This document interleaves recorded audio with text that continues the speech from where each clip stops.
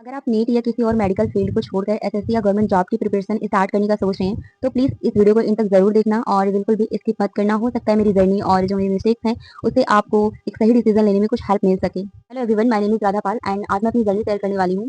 बहुत सारे लोग मुझसे पूछते हैं कि तुमने गवर्नमेंट जॉब की प्रिपरेशन क्यों स्टार्ट कर दी और मेडिकल फील्ड को क्यों छोड़ दिया? तो आज मैं वही ऑनेस्टली बताने वाली हूँ। सबसे पहले मैं एक चीज़ क्लियर कर देती हूँ, मैं इस वीडियो में ऐसा कुछ नहीं बोलने वाली हूँ कि जो मेडिकल फील्ड है वो खराब है या अच्छा नहीं है। ठीक है, बहुत सारे लोगों का सपना होता है डॉक्टर या फिर हेल्थ केयर प्रोफेशन में जाने का और वो जाते हैं और उस फील्ड में वो बहुत ज़्यादा अच्छा करते हैं। ठीक है, लेकिन हर फील्ड हर एक इंसान के लिए नहीं होती। ज़रूरी नहीं है कि जो मेरे लिए सही था वो सभी के लिए सही ही हो।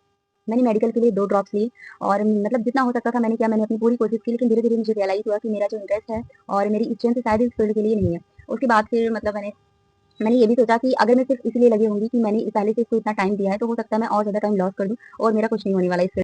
मैंने ये डिसीज़न एक दिन में नहीं लिया था, मैंने खुद को बहुत टाइम दिया था एंड खुद से ऑनेस्टली क्वेश्चन पूछा था एंड मतलब बहुत ज़्यादा मैं सोच रही थी, बहुत मतलब मुझे 1-2 मंथ लग गए थे सिर्फ़ यही डिसीज़न लेने में और मैं धीरे-धीरे इसकी प्रिपरेशन कर रही थी, तैयारी कर रही थी, लेकिन मैं सोच रही थी कि हाँ, मुझे छोड़ना चाहिए या नहीं। लेकिन बाद में मुझे रियलाइज़ हुआ कि मैं सिर्फ़ कन्फ्यूज़न की वज़ह से इसमें रुकी हूँ, तो मैंने फाइनली अपना डिसीज़न ले लिया कि मैं गवर्नमेंट जॉब की प्रिपरेशन करूँगी, ठीक है? और ऑनेस्टली बताऊँ, ये डिसीज़न लेना इतना ईज़ी नहीं था, लेकिन अगर आप किसी भी फील्ड में बहुत ज़्यादा मतलब पहले से इतना टाइम दे चुके हो और उसको छोड़ना पड़े तो इमोशनली भी थोड़ा मुश्किल होता है। लेकिन कभी-कभी हमें ये एक्सेप्ट करना पड़ता है कि मतलब सिर्फ मेहनत ही काफ़ी नहीं होती, डायरेक्शन भी सही होना चाहिए। अपने लिए मतलब जैसे आपको खुद के लिए जो चीज़ सही लगी आपको वही करना चाहिए।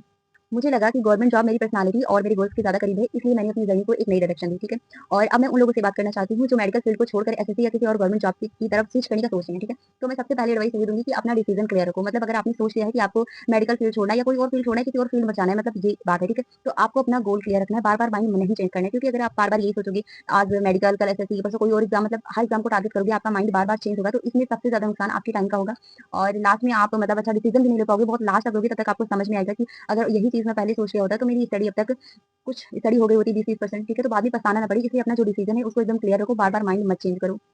दूसरी बात, जितना जल्दी आप डिसीजन लो, उतना जल्दी अपनी प्रिपरेशन को स्टार्ट कर दो, क्योंकि परफेक्ट टाइम कभी आता नहीं है। आप परफेक्ट टाइम का वेट अगर करोगे तो वेट करते रह जाओगे, आपका साल 2 साल निकल जाएगा, आपको पता ही नहीं चलेगा। इसलिए आज अगर आपने डिसीजन लिया तो आप आज से ही अपनी स्ट्रैटेजी बना लो और अपनी स्टडी को स्टार्ट कर दो, अपनी प्रिपरेशन चालू कर दो, ठीक है? और तीसरी बात ये है कि लिमिटेड रिसोर्स रखो।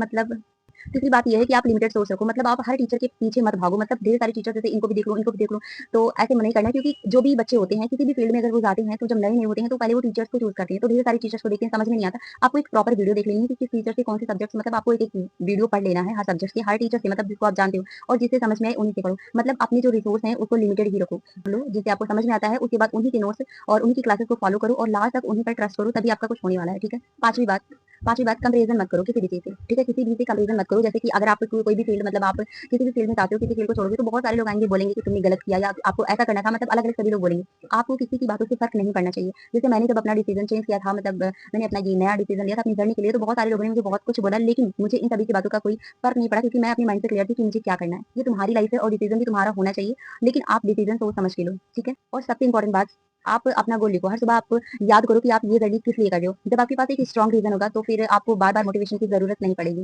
ओके? अभी इसी जर्नी में हूँ, मैं भी रोज़ सीख रही हूँ, मिस्टेक्स कर रही हूँ और खुद को इम्प्रूव कर रही हूँ। मैं ये नहीं कह रही कि मेरे पास सारे सवालों के जवाब हैं, मैं बस अपना एक्सपीरियंस शेयर कर रही हूँ, क्योंकि अगर मेरी जर्नी से किसी एक इंसान की भी हेल्प हो सकती है, तो इससे मुझे थोड़ी-सी खुशी होगी।